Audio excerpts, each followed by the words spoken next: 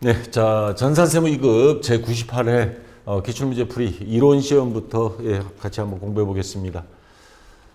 프로그램 이론 시험부터 설치해 주시고요. 1, 2, 그 다음에 1, 5개, 2, 그 다음에 이름 설치해 주시고, 여기 오면 수험번호가 이거 바뀌는 거는 뭐 신경 쓰지 않아도 됩니다. 이건 프로그램상 오류 같고, 편의상 A형으로 통일하고, 감독권 확인번호 7112, 7112번입니다. 자, 1번부터 한번 보겠습니다. 시작하기 전에 제가 한번 전체적으로 검토해 본 결과 이번에 합격률이 그렇게 썩 좋게 나올 것 같지는 않아요. 그렇다고 아주 어려운 건 아닌데 조금 그 문제를 약간 비비 꼬았다고 하나요? 좀 응용한 스타일의 문제들이 많이 나와서 특히 이론 시험 같은 경우는 시간이 좀 많이 걸렸을 것 같습니다. 자, 1번부터 한번 볼게요. 다음 중 재무제표의 작성과 표시에 대한 설명으로 틀린 것. 이게 자주 나오는 건 아닌데 이번에 이렇게 나왔고, 재무제표 작성에 대한 원칙이 있습니다. 여러분들 앞에 이론 강의 교재 25페이지에 있는데, 첫째는 계속기업. 특별한 의도가 있지 않는 한은 회사는 사람처럼 계속적으로 간다. 어떻게 보면 사람보다 더 오래 가죠. 삼성 같은 경우는 계속 기업을 전제로 해서 재무제표를 작성해서 전년도 올해 계속 몇 년치 다 공시하게 돼 있죠. 그 다음에 재무제표의 작성 책임과 공정한 표시. 회계 담당자 책임이 아니고 경영자가 책임자고요. 이거 2급에서 나왔었죠. 그 다음에 일반 기업 회계 기준에 따라 작성된 경우에는 요거를 주석으로 표시를 해야 됩니다. 자, 책임은 경영자한테 있다라는 사실. 이렇게 하고요. 그 다음에 재무제표 항목이 구분과 통합 표시인데, 이번 시험에 나왔던 게 요거에 해당되는데, 재무제표의 본문이나 주석에 그 내용을 가장 잘 나타낼 수 있도록 구분하여 표시하며, 그리고 중요하지 않은 항목은 성격이나 기능이 유사한 항목끼리 통합하여, 그래서 현금 및 현금성 자산, 매출 채권, 그래서 유사한 것끼리 통합을 하죠. 자, 그거 통합했다고 해서 뭐 한 건 아니니까. 근데 그 본문이나 중요한 항목은 중요한 것, 중요하지 않은 것, 이렇게 두 가지로 구분이 되는 겁니다. 중요한 항목은 반드시 어떻게 구분해서. 근데 이거를 살짝 통합이라고 바꿔놨더라고요. 좀 약간 치사한 듯한 문제가 한 몇 문제 있습니다. 자, 다시 문제로, 그 외에 뭐 비교 재무제표 작성해라, 재무제표 항목이 표시와 분류 계속 뭐 똑같이 해라. 전기 올해 비교할 때, 그 다음 보고 양식, 명칭 이거 통일해라. 그리고 한국 돈으로 전부 다 나타내라. 이런 것들이 있는데, 자, 재무제표는 종류가 재무상태표, 손익계산서, 현금흐름표, 자본변동표, 그리고 뭐예요? 주석이 들어갑니다. 별도의 부속 설명서죠. 자, 그 다음에 재무제표를 작성할 때 계속 기업으로서의 존속 가능성을 전제로 해서 평가해야 된다 그랬죠. 아까 삼성의 예를 들어서. 중요한 항목은 재무제표의 본문이나 주석에 중요한 겁니다. 그 내용을 가장 잘 나타낼 수 있도록 어떻게 구분하여 표시해야 된다 그랬죠.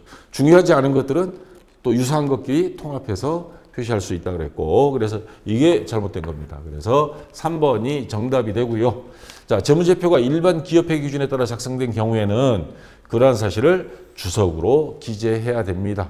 자, 일반 기업회계 기준이냐 아니면 국제회계 기준이냐, 그런 것도 분명히 구분하고, 책임은 경영자한테 있고 뭐 이런 식으로 일반 기업회계 기준이 아니냐 구분하기 위한 겁니다. 그래서 자, 3번이 틀린 것이 되고요. 자, 그 다음에 2번 문제. 자, 다음 중 재고 자산이 단가 결정 방법에 대한 설명으로 틀린 것. 자, 수량 결정 방법, 단가 결정 방법 크게 두 가지로 나누죠. 그래서 수량 결정 방법은 뭐 계속 기록법이냐, 뭐 나중에 한꺼번에 하느냐, 이렇게 하는 게 있고, 그 다음에 단가, 가격 결정 방법은 우리가 전산회계 2급에서부터 선입선출법, 후임선출법, 이동평균법, 뭐 총평균법, 그리고 또 여기 보면 개별법이라는 거 나오죠. 개별법은 그 시중에서 많이 쓰이지는 않습니다. 근데 물건 가지수가 몇 개 안 되고 고가품을 취급하는 골동품, 금은방 이런 데들, 귀금속을 하는 데들은 개별법을 써서 그 각각에 대해서 단가를 다 정하고, 그 다음에 몇 개 나가고 몇 개 남고 이렇게 재고 파악까지 다 합니다. 근데 자, 선입선출법은 기말 재고 자산이 가장 최근 매입분으로 구성된다. 이 말은 우리 대표적인 게 음식료품 있죠. 우유 같은 거. 먼저 들어온 걸 먼저 팔도록 오늘 새로 들어온 걸 안쪽으로 집어넣어 버리죠.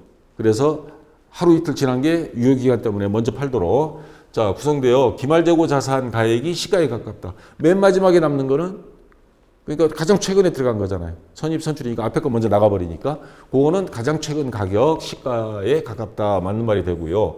개별법은 실무에 적용하기 쉬우며 적용하기 어렵습니다. 이건 몇몇 업종 안 돼요. 대부분의 업종들은 전부 다 개별법을 사용 안 합니다.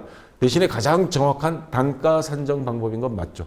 자, 동네 편의점도 전부 다 개별법은 사용할 수가 없죠. 유사한 것끼리 통합해서 단가를 결정하는데 자, 요거 여기가 잘못된 겁니다. 그래서 2번이 정답이 되고요. 후입선출법은 요거 반대죠. 매출원가가 가장 최근 매입분으로 구성되므로 수익비용 대응이 선입선출법보다 적절히 이루어진다. 요건 재고가 기말에 남은 재고가 최근 매입분이지만 요건 반대니까 뭐예요? 최근 거는 먼저 나가버리죠. 후입 선출이니까 나중에 들어온 걸 먼저 나가니까. 그러면 매출 원가는 가장 최근 매입분으로 구성이 됩니다. 자, 그래서 수익비용 대응이 선입선출법보다는 적절히 이루어집니다. 왜냐하면 가장 최근 게 나왔기 때문에 그 판매된 금액이 원가, 가장 최근 시가를 적용하니까. 자, 이거는 평균법에는 총평균, 이동평균 이런 게 있다. 이거는 앞에서 다 배운 것들이죠. 그래서 2번이 정답이고요. 자, 유형자산에 대한 설명으로 틀린 것. 자, 유형자산 하면 여기 보시면 이론교재 67페이지에 있습니다. 자, 유형자산은 최초의 장부에 적을 때 뭐 건물, 기계장치, 차량원방을 사올 때는 취득원가로 일단 최초에는 기록합니다. 그 다음에 뭐 현물 출자나 증여, 기타, 무상으로 취득한 거는 돈을 주고 받고 한 게 아니기 때문에 시가를 기준으로 공정가치를 기준으로 해서 장부에 기록하고 자, 그 다음에 취득원가에 그 외 추가적으로 들어간 재비용이 있을 수 있습니다. 그러한 재비용들에 대해서는 자, 설치 장소 준비를 위한 지출, 운송비, 설치비, 설계와 관련해서 지급한 수수료 이런 것들은 그 기계장치라든가 그 제가 인쇄사에 가보니까 진짜 몇십억짜리 칼라 인쇄 기계 뭐 거의 계단 타고 올라갑니다. 막 2층, 3층 가는데 이런 비용들이 굉장히 많이 들어갑니다. 요거 그 기계장치 다 원가에 더해줘야 되고 자, 그 다음에 뭐 여러 가지 있습니다. 자본화 대상 차입 원가, 은행 대출 받은 거 있으면 그 이자도 더 넣어라 부터 시작해서 취득세, 등록세 이렇게 다 들어갑니다. 자, 근데 포함되지 않는 게 있어요. 이거는 아까는 교재에 있는데 이거는 교재에 없는데 제가 보충으로 설명하겠습니다. 새로운 시설을 개설하는데 소요되는 원가 이거는 해당이 안 됩니다. 그 밑에 보면 새로운 상품과 서비스를 소개하는데 소요되는 원가, 광고 선전비 같은 거. 광고 선전비는 유형자산에 더해지는 비용으로 볼 수는 없습니다. 이거는 그냥 판매비와 관리비로 들어가고 시설 개설하는데 예를 들어서 우리가 건물은 이미 샀어요. 근데 건물 산 상태에서 야, 여기를 뭐 창고로 쓴다든가 하면서 환풍기 하나 달았다. 그런데 들어가는 원가는 안 되죠. 그 다음 뭐 거기에 뭐 휴게실을 만든다든가 또는 뭐 여러 가지 고객 민원센터를 만드는데 거기에 들어가는 책상 몇 개 샀다 그래서 그거를 건물 가격에 더할 수는 없고 그거는 비품이라는 걸로 별도로 처리해야 되겠죠. 자, 그 다음 새로운 지역에서 새로운 고객층을 대상으로 영업을 하는데 소요되는 거, 교육훈련비 이런 것들 들어가는 거 이건 별도의 비용으로 처리하고요. 관리 및 기타 일반 간접원가, 판매비와 관리비로 이런 것들은 다 해야 된다 이 말입니다. 그래서 다시 문제로 돌아가서 좀 새로운 안 나왔던 문제들이 이렇게 나왔어요 이번에. 유형자산은 재화의 생산, 용역이 제공, 타인에 대한 임대 또는 자체적으로 사용할 목적.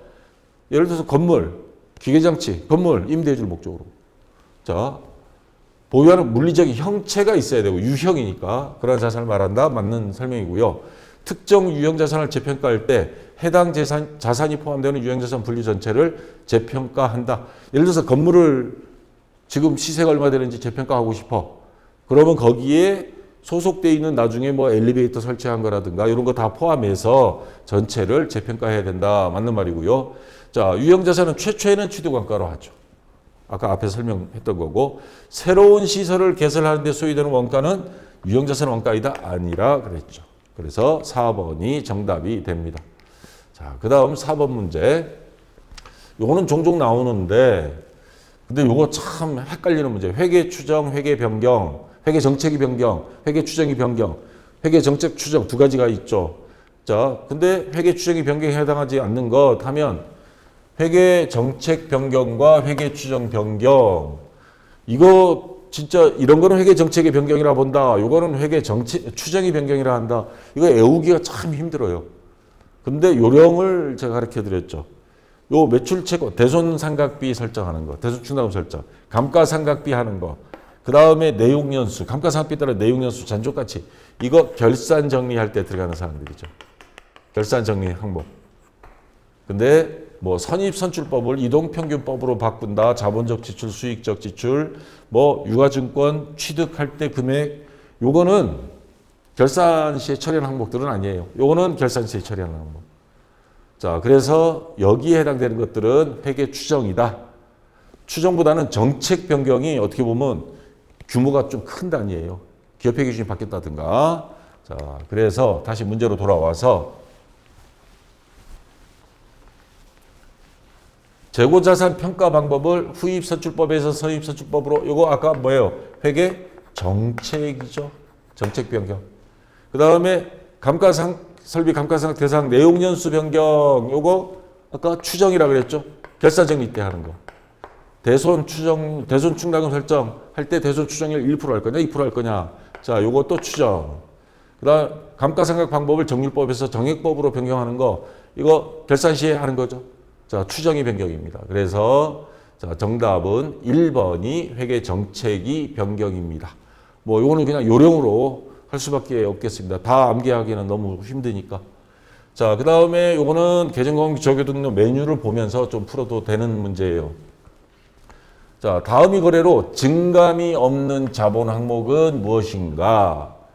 주식회사 절세는 자기 주식 500주를 액면금액 주당 200원을 주당 300원에 취득한 이후 이 중 300주는 주당 400원에 매각하고 나머지 200주는 소각하였다. 단 주식회사 절세의 자기 주식 취득 전 자본 항목은 자본금뿐이다. 그래서 증감이 없는 해당 사항이 없는 건 어느 거냐? 이걸 찾아라 하는 문제입니다. 이거 분개해봐야 알아요. 굉장히 문제 시간도 오래 걸리고 비비 꼬아놓은 문제입니다. 자, 그래서 이거를 한번 분개를 해보겠습니다. 우선 자기 주식 500주를 자 300원에 취득한 경우, 자 요거 분개하면 차별에 자 자기 주식이 됩니다. 자기 회사 주식을 여유자금 있으면 사들일 수도 있어요. 이거는 주주들을 위해서 아주 좋은 거죠. 왜? 주식이라는 하나의 상품이라고 봤을 때 상품을 그 회사에서 다시 회수해버리면 주식이 줄어들잖아요. 그러면 주식 가치가 올라가니까 주식이 오르는 거죠. 자, 그래서 얼마에 500주 곱하기 300원씩 하면 15만 원이죠. 자, 요걸만 현금을 줬다 하면 대변에 현금이 됩니다. 15만 원.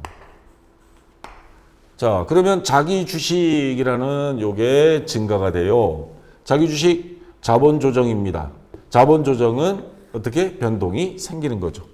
자, 이렇게 했다가 그 다음에 이후 이 중 300주, 500주 중에 300주는 주당 400원에 매각했습니다. 자, 매각했을 때 그러면 15만 원 처음에 살 때는 300원씩 샀죠. 300원 중에 500주 중에 300주. 그러면 300주 곱하기 400원 하면 얼마예요? 3, 4, 12. 12만 원? 예, 12만 원어치 팔아버렸어요. 12만 원 받고 팔아버렸습니다. 그러면 차변에 돈이 들어왔다. 현금 12만 원. 그리고 대변에는 자기 주식이 없어지죠. 차변에 있던 거. 자기 주식.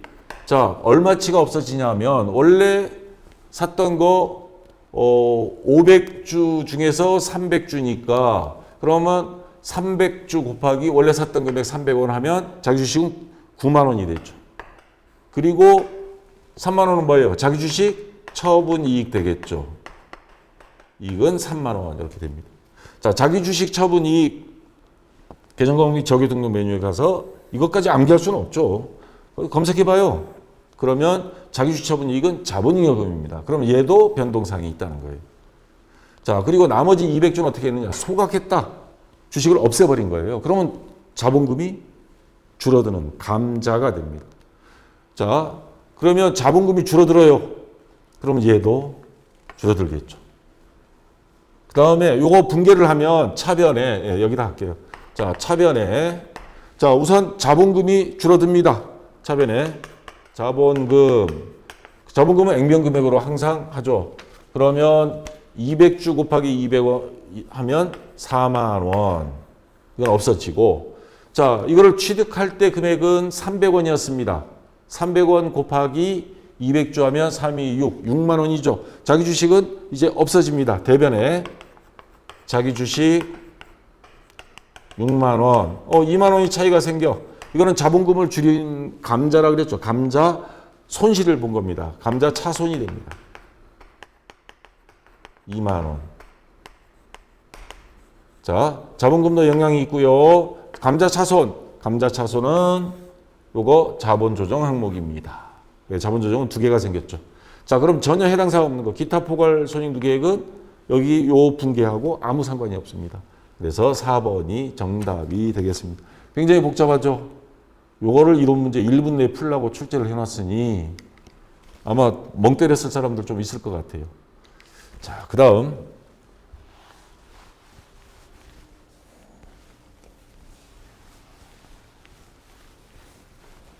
자, 요거는 그래도 좀 쉬운 문제가 하나 나왔습니다. 다음 중 원가 계산 항목이 아닌 것, 제조 원가가 아닌 것, 생산시설 감가상각비, 생산지 근로자 인건비, 생산시 전기요금, 이건 다 원가 항목이죠. 영업용 차량 유지비, 이거는 판매비와 관리비입니다. 그래서 4번이 정답이 되겠죠. 이건 쉬운 문제가 나왔고요. 자, 그 다음 7번 문제. 자, 주식회사 세금은 제조간접비를 직접 노무 시간으로 예정 배부하고, 그 다음에 당초 제조간접비 예산 금액은 150만 원, 예산 직접 노무 시간은 500시간이다. 그러니까 예산 같은 걸로 생각하시면 됩니다. 단기만 현재 실제 제조간접비는 165만 원이 발생하였고, 제조간접비 배부 차이가 발생하지 않았습니다. 그럼 실제와 예정이 같다는 말이죠. 자, 실제 직접 노무 시간 얼마인가? 지금까지 나왔던 거하고는 좀 제조간접비 뭐 예정이 맞냐, 실제가 맞냐, 배부 차이 얼마냐 이렇게 나오다가 전혀 다른 형태의 문제가 나왔습니다. 자, 그러면 일단 한번 보겠습니다. 자, 예정 배부액을 계산하려면 제조간접비 배부 기준의 실제 발생 뭐 요거는 시간일 수도 있고 그다음 뭐 다른 것 금액일 수도 있고 예정 배부율을 곱해주면 됩니다. 자, 실제 발생한 거에 예정 배부율이라고 그랬습니다. 이거 조심하라 그랬습니다. 자, 그러면 예정 배부율을 알아야 되는데, 자, 당초 제조간접비 예산 금액, 예정 금액은 150만 원, 예정 노무 시간은 500시간이니까 이걸 나누기 해요. 그러면 150만 원 나누기 예정 500시간 하면 예정 배부율이 나옵니다. 예정 배부율이 나와요. 그럼 얼마요? 300원? 예, 시간당 300원이, 3,000원이구나. 예. 3,000원입니다. 자, 3,000원씩 나왔고, 그럼 이거는 구했습니다. 3,000원. 자, 지금 여기서 구하라는 건 실제 직접 노무 시간. 배부 기준의 실제 발생이 노무 시간이에요, 여기서는. 뭐, 다른 걸로 할 수도 있고, 요걸 X. 자, 곱하기 3,000원은 제조간접비 예정 배부액은 근데 주어졌어요, 예정 배부액은. 150만 원. 150만 원. 자, 그러면 X 값은 150만 원은 X 곱하기 3,000원이니까 자, 얘를 이쪽으로 넘기면 곱하기가 나누기가 되죠. 그럼 150만 원 나누기 3,000원. 그럼 얼마예요? 355 해서 500 요거 잘못 봤어요. 제가 150만 원이 아니고 실제 제조간접비가 165만 원. 배부 차이가 없다. 그러면 실제하고 예정이 같다는 소리죠. 요거 165만 원입니다. 제가 요거를 실수했네. 예정 배부율의 금액을 갖다고 했네. 165만 원. 예, 저도 사람인지라. 나누기 3,000 하면 얼마가 나와요? 이게 550시간이 나옵니다. 자, 그러면 실제 직접 노무 시간 요거 550시간 X값 3번이 정답이 됩니다. 좀 헷갈리죠? 자, 요것만 조심하시면 돼요. 아까 실제 제조간접비는 165만 원, 배부 차이가 발생하지 않았다. 그럼 예정도 165만 원, 제조간접비. 예정 금액은 150만 원이고, 자, 요 예정과 요거는 다른 개념입니다. 예정 배부율을 계산하기 위한 예상 금액을 말하는 거니까. 그래서 정답은 550시간이 되겠습니다. 아주 골 때리는 문제가 나왔어요. 자, 8번 문제.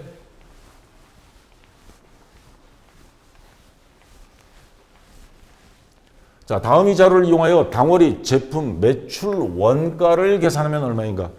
자, 월초 제품 수량, 월말 제품 수량, 당월 제품 판매 수량. 수량으로만 나와 있어요. 우리는 이제 매출 원가를 구할 건데. 자, 월초 제품 원가는 67,000원. 월말 제품 원가는 55,000원.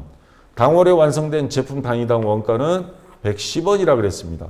자, 그러면 제품 계정을 그려서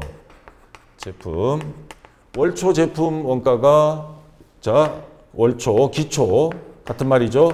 67,000원. 월말 기말 월말 제품 원가가 55,000원. 자, 근데 지금 여기서 구할 거는 매출 원가를 구할 거예요, 여기. 이게 매출 원가입니다. 여기. 자, 월초에 제품이 있고 월말 있고 그러면 여기는 공장이니까 당월 완성품 제조 원가. 완성품이 넘어올 거예요. 제공품 계정에서. 그래서 합계 구하고 빼고 나머지는 어디 갔냐? 팔렸다는 소리죠. 그럼 매출 원가가 되는 거죠. 이 금액들이 다 원가니까.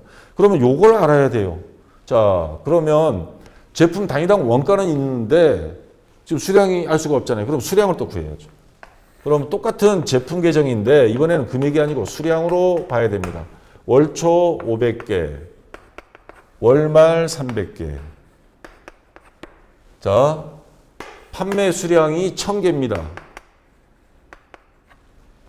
요게 지금 1000개라는 소리죠. 그러면 합치면 1300개. 자, 이쪽도 1300개. 그러면 빼면 800개. 요게 뭐예요? 바로 요거죠. 완성품. 제공품 계정에서 넘어온 당월 완성돼서 제조돼서 넘어온 겁니다.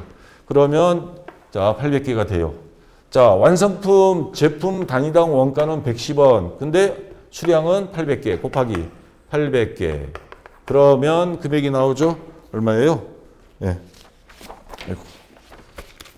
요 금액이 800개 곱하기 110원. 8,800원? 예. 8,800원? 어디 갔어? 예, 88,000원이죠. 아유, 계산기 안 두들기니까 모르겠다. 자, 그러면 요거는 88,000원, 뭐예요? 이게 아니죠. 완성품 제조원가, 요거 88,000원. 금액으로 하면 110원씩 곱해서, 그럼 다 더해요. 67,000원, 88,000원 다 더하면, 계산기 써야 되겠다. 자, 67,000원 플러스 88,000원. 예, 155,000원. 자, 155,500원. 빼면 55,000원 빼면 10만 원 나오죠. 정답은 3번이 되는 겁니다. 자, 아시겠죠? 이런 식으로 해서 요 문제는 풀어야 됩니다. 요것도 생판 처음 보는 형태예요. 자, 그 다음 9번 문제.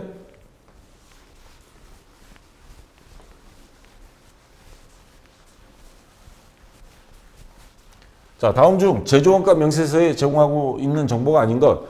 제조원가 명세서 제공품 계정이에요. 제공품 계정. 요거 하나 정도는 여러분들이 암기하고 있으라 그랬죠. 기초 제공품, 아까 월초, 기초 제공품, 여기 기말, 그 다음에 단기 총 제조 비용, 여기 뭐예요? 제조 비용이니까 재료비, 노무비, 경비, 그 다음 제조간접비.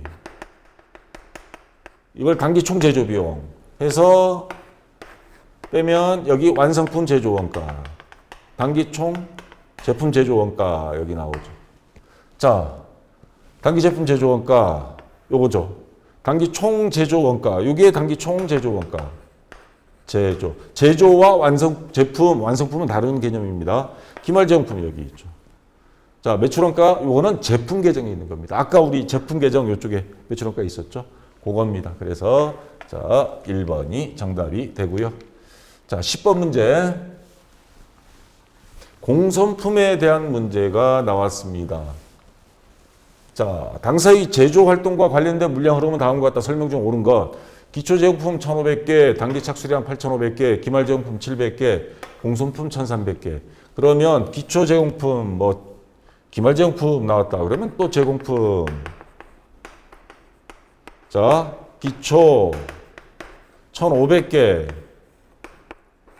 자, 기말 700개입니다. 기말 700개. 단기 착수량. 자, 단기 착수. 단기 총 제조 비용이 되는 겁니다. 8,500개예요. 수량으로는. 그러면 총 얼마예요? 9,000만 개. 자, 10,000개 합계액은 같아야 되니까 그럼 700개 빼면 9,300개가 뭐예요? 완성된 거죠. 근데 여기 보시면 공손품이 나왔습니다. 불량품이란 뜻입니다.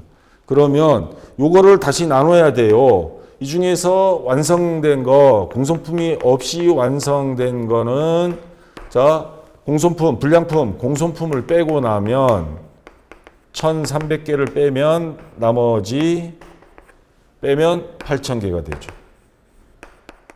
자, 이렇게 됐다는 소리입니다. 자, 보겠습니다. 완성품이 3%가 정상 공손이면 요 보기 4개가 똑같습니다. 그럼 3% 완성품 8,000개 곱하기 0.3 그러면 240개가 되는 거죠. 예, 240개죠. 자, 요게 240개면 완성품 수량은 10,000개이다. 완성품 수량은 8,000개고요. 자, 정상 공손, 비정상 공손 수량은 1,060개다. 공손품 중에서도 다시 정상 공손. 이거는 항상 나오는 거야. 이 정도는. 아니면 야, 이거는 이번에 실수했네. 비정상 공손. 정상 공손이 아까 3%면 0.3이 아니고 0.03이죠. 3%면. 그럼 240개입니다. 자, 정상 공손이 240개면 전체 공손품 1,300개 중에 240개 빼면 나머지 이거 계산기 눌러봐야 돼요. 또. 자, 1,300개 마이너스 240. 그럼 1,060개. 이거는 비정상 공손이다. 맞아요? 네, 맞네요. 그러면 뭐 더 볼 필요도 없죠. 자, 왜 안 되니? 야. 이거 건져지게 다 됐나? 하이. 이런 황당하기가. 제가 가서 누르고 오겠습니다.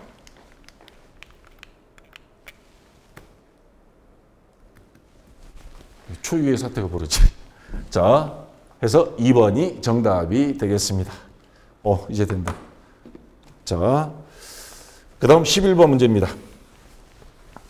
요거는 제가 기출문제 정답 및 풀이에 상세히 아까 설명드린 거 정리해서 거기다가 풀이를 해놓도록 하겠습니다. 자, 11번 문제. 다음 자료는 2021년 2기 예정신고 기간의 자료이다. 부가시세 과세 표준 얼마인가? 과세 표준 매출에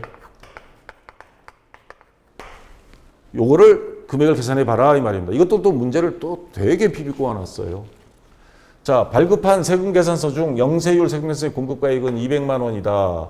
요거 과세 표준에는 들어가긴 해요. 대신에 세액은 안 나옵니다. 요거는 0%니까. 그 외의 매출 및 매입과 관련된 영세율 거래는 없고, 자, 세금 계산서를 받고 매입한 물품은 이거는 매입입니다. 공급가액 1,550만 원, 부가가치세 155만 원이다. 난 이게 왜 들어왔나 했어요? 매출액만 더하면 되는데. 이 중 또 거래처 선물용으로 매입한 물품, 공급가액 50만 원, 부가세 5만 원. 요거는 선물용으로 준 거는 접대비죠. 접대비는 뭐예요? 불공입니다. 불공 매입. 불공. 매입세 불공제. 자, 그 다음에 핵심 자료는 이겁니다. 납부세액은 250만 원이다. 자, 우리 부가세 계산 방법은 뭐예요? 납부세액은 매출세액에서 마이너스 매입세액이죠. 자, 그런데 요거 외에 다른 순수한 매출한 자료는 안 주어졌어요. 그래서 거꾸로 계산하라고 하는 거예요. 자, 그러면 매입세액, 매출세액은 자료가 없어. 그 매입 자료는 있어요. 세금 계산서를 받고 매입한 물품은 1,550만 원. 자, 매입세액은 1,550만 원. 아, 세액이죠. 매입 금액이 아니고 세액, 부가가치세. 예, 155만 원입니다. 155만 원. 근데 이것만 있으면 좋은데 뭐예요? 매입세 불공제가 있어요. 이거 세액 얼마예요? 5만 원. 얘는 빼야 돼요. 빼고 순수한 매입세액입니다. 그러면 얼마가 돼요? 150만 원이 되죠. 자, 그러면 요 매출세액을 구할 수 있겠죠. 얘를 X라 본다면 그럼 마이너스 150만 원이니까 이게 넘어가면 플러스가 됩니다. 플러스 150만 원. 그러면 얼마예요? 합계 400만 원이 됩니다. 자, 그렇다고 400만 원이 정답이냐? 그건 또 아니에요. 자, 이게 세액이니까 부가세는 매출액의 10%죠. 매출세액은. 그러면 매출세액이 400만 원이면 10배. 자, 곱하기 10%인데 이번에는 거꾸로 매출액을 계산할 거니까 곱하기 1.1. 그러니까 10을 곱해요. 그러면 4천만 원. 4천만 원이 매출액이 될 것 같은데 근데 여기서 조심해야 될 거 있죠. 영세율이 있어요. 요거는 세금 납부는 안 해요. 0%니까. 근데 매출액으로는 잡아줘야 됩니다. 여러분 부가가치세 신고서에 보면 영세 매출도 매출액은 되는데 세액에는 안 들어가 있죠. 자, 그럼 요것도 더해줘야 됩니다. 200만 원. 매출액은 과세 표준이니까 그럼 4,200만 원이 매출액이 되는 겁니다. 진짜 이런 문제 저도 처음 봤습니다. 아주 비비고 와놨어요. 3번이 정답이 되겠죠. 네, 아주 어려운 문제였습니다. 자, 그 다음 12번 문제. 부가가치세법상 사업자 등록과 관련된 설명 중 틀린 것. 요거 최근에 이제 좀 개정된 부분도 있죠. 사업자 등록 신청과 관련된 거.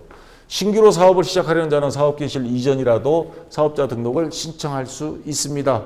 그리고 반드시 해야 됩니다. 왜? 식당 개업을 하려고 그래요. 그러면 탁자도 갖다 놓고 냉난방기, 에어컨, 뭐 인테리어 다 해야죠. 사업자 등록증 없으면 그거 받을 수가 없잖아요.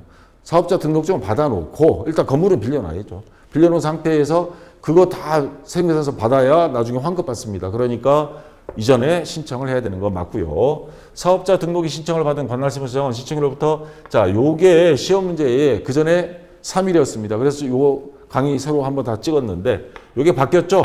2일. 앞에 이론 강의 보시면 요거 2일로 수정해서 강의를 해놨습니다. 2일이 맞고요. 요게 틀린 것. 그래서 일단 정답은 되고 근데 실제 제가 강의에서 이야기했죠. 제가 받으러 한번 가봤습니다. 10분 안 걸려요. 그냥 자판기 커피 한 잔 마시고 있으면 불러요. 그냥 나와요. 자, 3일이라고 그랬지만 2일이 원칙이라는 거 좀 치사한 문제예요. 이런 거 가지고 전산세무 자격증을 판가름한다는 거는 휴업 또는 폐업하는 경우에 지체 없이 신고해야 됩니다. 이거. 안 그러면 세금 계속 나와요. 그 다음에 과세 사업을 경영하는 자가 면세 사업을 추가하려고 할 때 원래 주는 과세 사업이에요. 근데 면세가 거기에 추가 들어가는 경우는 면세 사업자 등록 별도로 신청할 필요는 없습니다. 나중에 과세 면세 비율대로 해가지고 계산해서 감면받으면 돼요. 자, 그래서 2번이 정답이고요. 그 다음 13번 문제.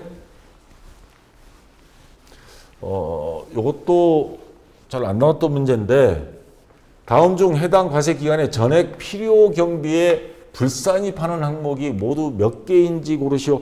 요거 전산세무 1급에 가면 뭐 송금 산입, 불산입, 막 입금 산입, 불산입 막 나오긴 하는데 자, 여기에 나오긴 나왔습니다. 출제 보면 들어갑니다. 전산세무 2급에도. 무슨 말이냐면 자, 매출액이 있죠?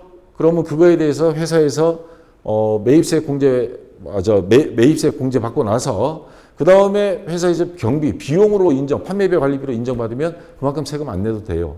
자, 거기에 산입이 안 되는 거, 산입된다라고 하면 비용으로 인정돼서 세금 적게 내는 거고 산입 안 되는 항목입니다. 자, 그걸 찾아라 하는 겁니다. 자, 사업과 직접적인 관계없이 무상으로 지급하는 법령에서 정한 기부금.